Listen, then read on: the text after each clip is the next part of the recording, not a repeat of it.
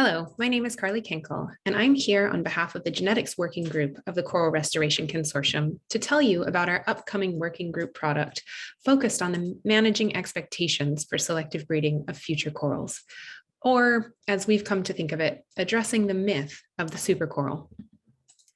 Before I begin, I must acknowledge the efforts of my colleagues in this working group, as well as the support of the CRC for facilitating our discussions. The ideas I'll be presenting very much represent a consensus of thought only achieved after many hours of intense discussion.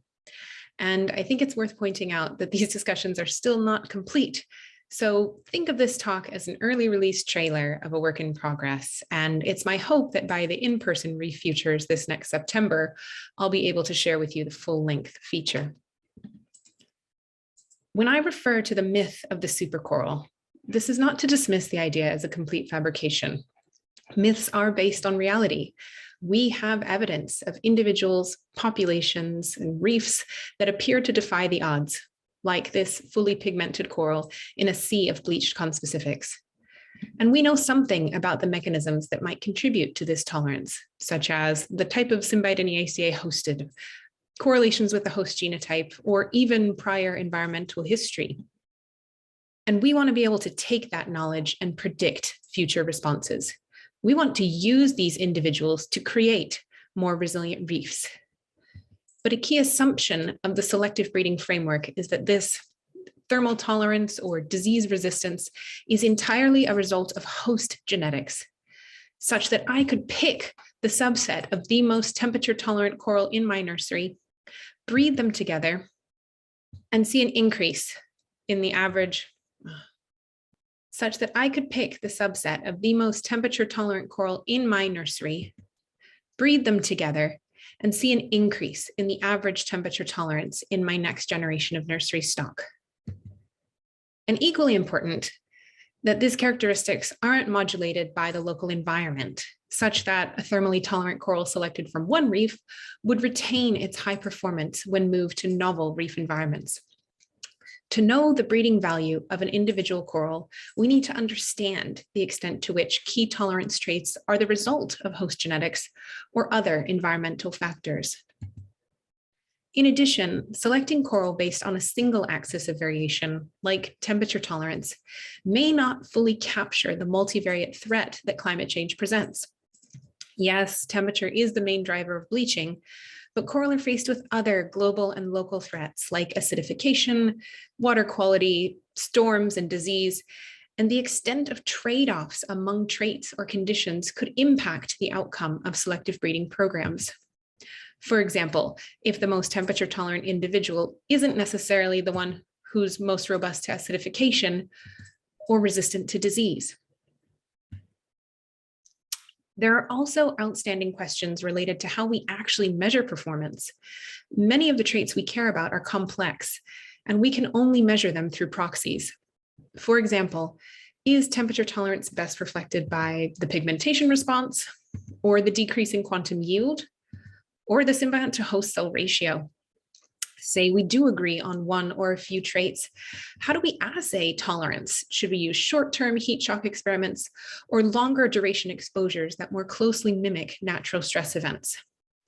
There's still no consensus on the set of key traits that define bleaching tolerance or disease resistance, or on the assays that should be used to consistently identify tolerant or resistant individuals.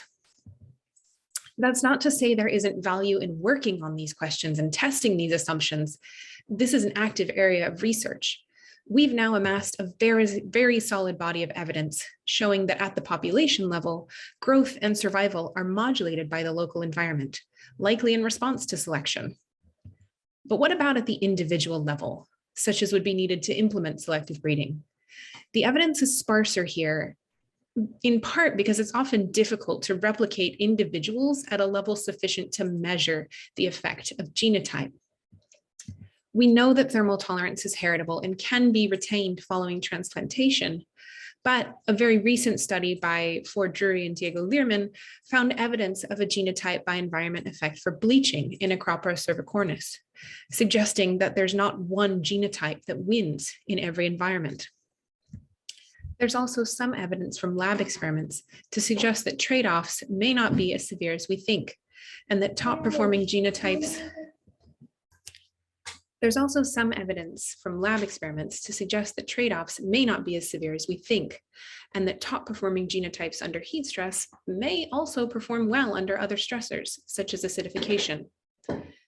Counter to Ford's observation, another recent field study led by Katie Barrett showed that thermal tolerance of individual genotypes of 2 coral species was actually unaffected by field transplantation, reinforcing this idea. But work on individual level trait variation, heritability, and trade-offs is still very much in its infancy. We lack data on other key performance traits apart from temperature tolerance. Therefore, we argue that focusing efforts on strict selective breeding of nursery stock would be premature and may lead to negative outcomes in terms of reducing genetic diversity. Because strong selection means that only a few individuals contribute to the next generation, which can increase tolerance overall along the axis of selection, but reduces genetic diversity on average.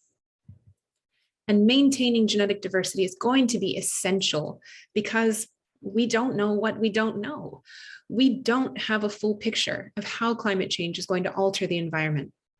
We need to be prepared for variable and unexpected outcomes.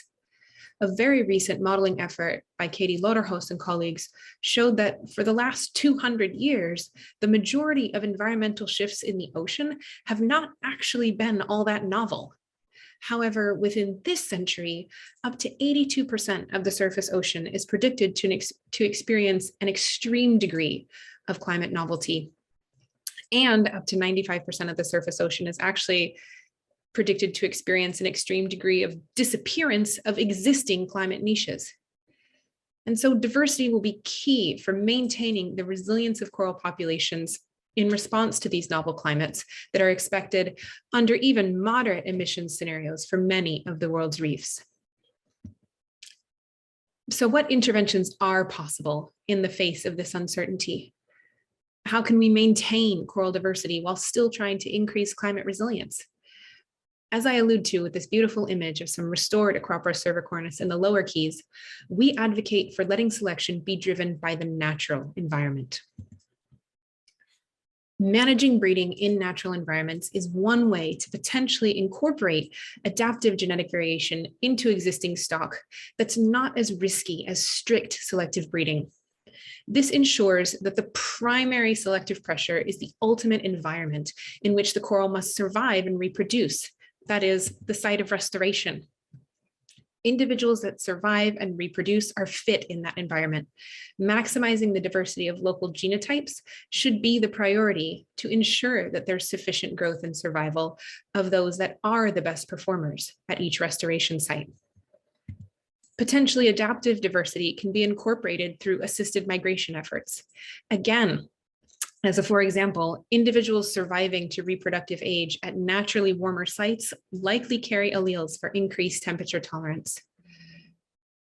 And migrants that survive to reproductive age on novel reefs are also the best adapted to other local conditions beyond temperature, and therefore the most likely to pass on the combination of alleles needed to survive to the next generation. And again, conditions at the natural reef will select the best of this first generation of offspring to further contribute to the gene pool. And continued rounds of introduction and breeding can then serve to increase the frequency of tolerance alleles in subsequent generations, while also maintaining diversity in the population as a whole. Now, we recognize there are risks associated with interventions like translocation. Therefore, we also emphasize that a specific and comprehensive genetic management plan is urgently needed to guide these efforts. As reviewed by Ben Novak and colleagues, species translocations have actually formed a key part of many management plans. Translocations were performed for 30% of species that have now been delisted and are at a minimum being considered for another 70% of currently listed taxa. We know that genetic diversity in native populations is limited, particularly in regions that have seen the worst demographic declines, like Acropora pomata and Acropora cervicornis in Florida, and that an injection of new genotypes will likely be needed.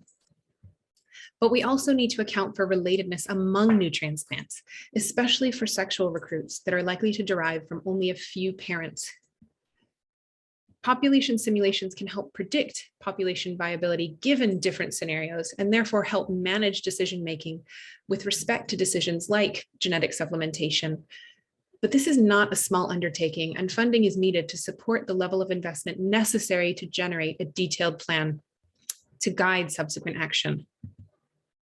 So to close, I also encourage you to revisit prior recommendations developed by the Genetics Working Group for maximizing the adaptive potential of nursery stock that considers a variety of solutions. And again, it's centered around the main message of maximizing diversity of existing populations, which is a goal that can be immediately addressed given the series of actions outlined in this prior publication.